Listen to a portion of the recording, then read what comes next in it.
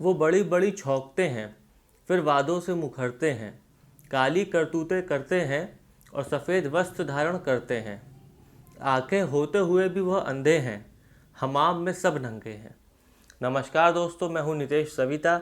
ऐसी कहावतें अक्सर आपको सियासी लोगों के बारे में सुनने और पढ़ने को मिलती रहती है। हमारे देश में नेता लोगों का रिकॉर्ड इतना बुरा रहा है ना कि इलेक्शन के वक्त कुछ लोग मन में धारणा बना लेते हैं कि सारे नेता हमाम में नंगे हैं, इसलिए जो सबसे कम नंगा हो उसको चुन लो।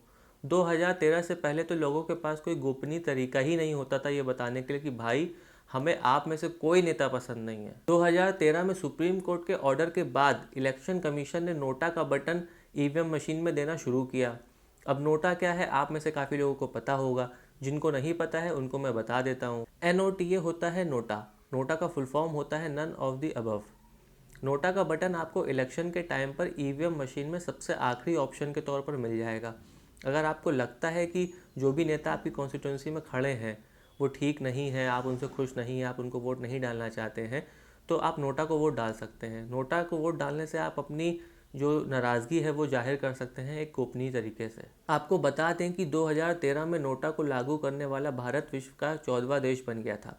इसके अलावा USA, Ukraine, Argentina, Colombia, Greece जैसे तमाम देशों में नोटा का चलन है। इन देशों में नोटा को अलग अलग नाम से और अलग अलग तरीके से लागू किया जाता है। अर्जेंटीना में इसको ब्लैंक वोट कहते हैं, ग्रीस और कोलंबिया में इसको वाइट वोट कहते हैं, यूक्रेन में इसको अगेंस्ट ऑल कहते हैं, USA में इसको नन ऑफ द कैंडिडेट्स कहते हैं। लेकिन मुख्य रूप से इनका एक ही मतलब है कि अगर चुनाव में खड़ा कोई भी कैंडिडेट आपको पसंद नहीं है तो आप नोटा को वोट करके अपनी नाराज़गी जाहिर कर सकते हैं। नोटा के बारे में हमें दुनिया भर से रोमांचक कहानियाँ सुनने को मिलती रहती है। जैसे नोटा वोट्स ने पोलैंड और रशिया में कम्युनिस्ट की सरकार गिरा दी थी। इंडोनेशिया में मेयर के इलेक्शन में सिर्फ एक कैंडिडेट खड़ा था और दूसरी तरफ नोटा था, और लोगों ने नोटा को वोट करके जिता दिया था और वो मेयर हार गया था। अगर हम इंडिया की बात करें तो 2017 में गुजरात इलेक्शंस में 20 से ज़्यादा ऐसी कॉन्स्टिट्यूंसीज थी जिनका विनिंग मार्जिन नोटा वोट से कम था। सही मायने में अगर नोटा को मेजॉरिटी वोट्स मिलते हैं तो उस सीट्स पर जितने भी कैंडिडेट्स खड़े हैं उनको डिसमिस कर देना चाहिए, री इलेक्शंस कराने चाहिए और उस री इलेक्शंस में फ्रेश कैंडिडेट्स को उतारना चाहिए और पहले वालों को डिसमिस कर देना चाहिए। लेकिन हमारे देश में ऐसा नहीं होता है। हमारे देश में नोटा को इतना महत्व नहीं दिया जाता है। हमारे देश में क्या होता है कि अगर नोटा को ज़्यादा वोट्स मिल भी जाते हैं तब भी जीतता वो कैंडिडेट्स है जिसको सबसे ज़्यादा नॉन वोटा वोट्स मिले हों। इसका मतलब है कि नोटा का कोई इंपॉर्टेंस हमारे देश में नहीं है। नोटा हमारे देश में सिर्फ नेगेटिव फीडबैक देने के लिए रह गया है बस। जानकारों का ऐसा मानना था कि नोटा के आने के बाद पॉलिटिकल पार्टीज इलेक्शन में अच्छे कैंडिडेट्स को खड़ा करेगी, किसी ऐसे कैंडिडेट को टिकट नहीं देगी जिसके ऊपर क्रिमिनल केसेस चल रहे हों। लेकिन आज हमारे देश में नोटा को आए 7 साल से ज़्यादा हो गए हैं, लेकिन वही पुराना ट्रेंड चला आ रहा है। आज भी ना सिर्फ ये पॉलिटिकल पार्टीज़ क्रिमिनल रिकॉर्ड वाले नेताओं को टिकट देती है, बल्कि ये नेता जीत करके लोकसभा में और विधानसभा में पहुंच भी जाते हैं।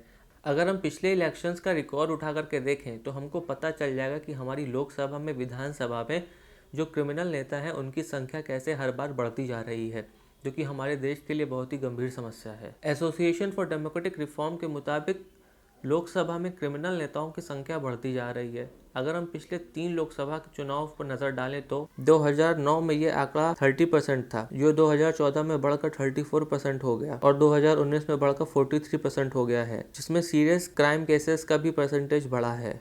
अगर हम महिलाओं के प्रति होने वाले क्राइम की बात करें तो इसमें भी हमारे नेता आगे बढ़ रहे हैं। ये वही नेता हैं जो बेटी बचाओ बेटी पढ़ाओ का नारा देते रहते हैं और इस तरह की हरकत करते हैं। अगर हम कुछ स्टेट्स पर नज़र डालें तो वहाँ का भी वही हाल है। दिल्ली में भी क्रिमिनल केसेस वाले कैंडिडेट्स 2015 के अपेक्षा 2020 में बढ़े हैं।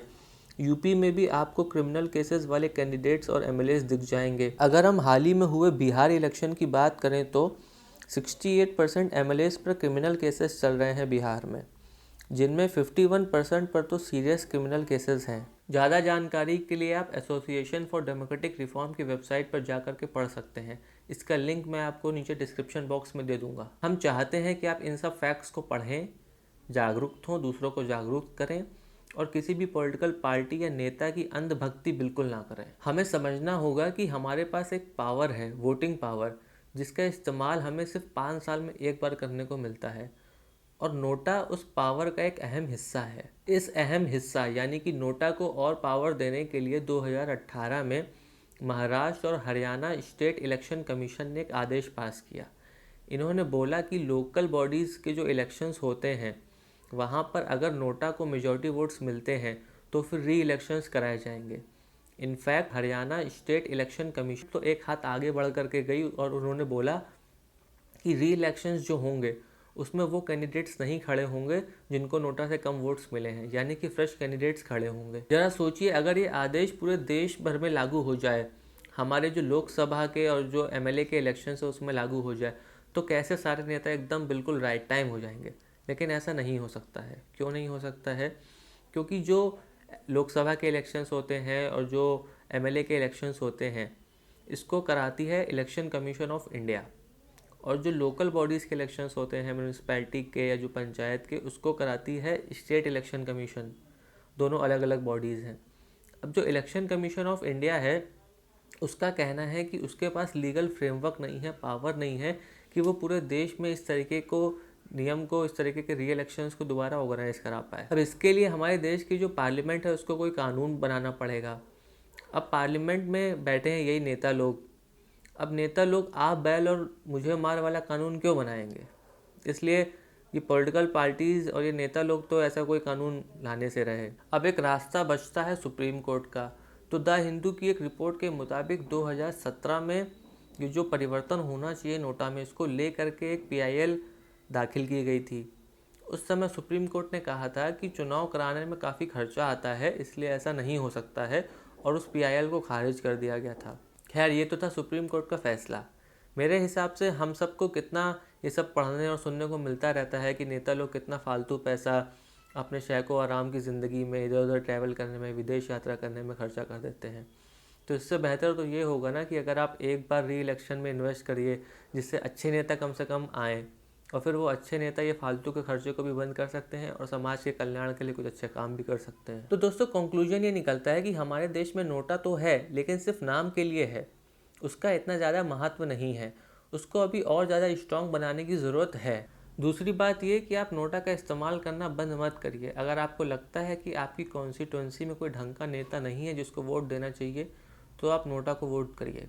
उससे होगा क्या कि अगर आप नोटा को वोट करेंगे तो हो सकता है आने वाले समय में नोटा का जो शेयर है वो बढ़ जाए।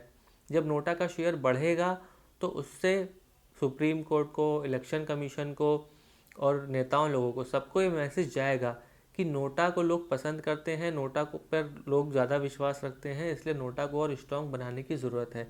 तो हो सकता है वो कुछ स्टेप्स लें इस दिशा में इसको स्ट्रॉन्ग बनाने के लिए। एग्जाम्पल के तौर पर अगर आप देखें तो महाराष्ट्र के पंचायत के चुनाव में बहुत सारे विनिंग कैंडिडेट्स को नोटा से कम वोट्स मिले थे, जिसके चलते महाराष्ट्र स्टेट इलेक्शन कमीशन ने फैसला लिया कि लोकल इलेक्शंस में अगर मेजॉरिटी वोट्स नोटा को मिलते हैं तो फिर री इलेक्शंस कराए जाएंगे। इसलिए हिम्मत मत हारिएगा। नोटा हमारी ताकत है, हमें इसको पहचानना होगा।